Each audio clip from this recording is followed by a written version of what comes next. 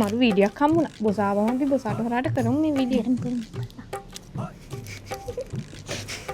ඔන්න ඔන්න එනු වෙන අපි කරමු හොඳේ ඔන්න මේ මොකද මේක මේ නිදාගෙන ඉන්නේ? මෙයාද 20000 පැකේජ් දෙකක්ම තනියම හදලා සේල් කරා.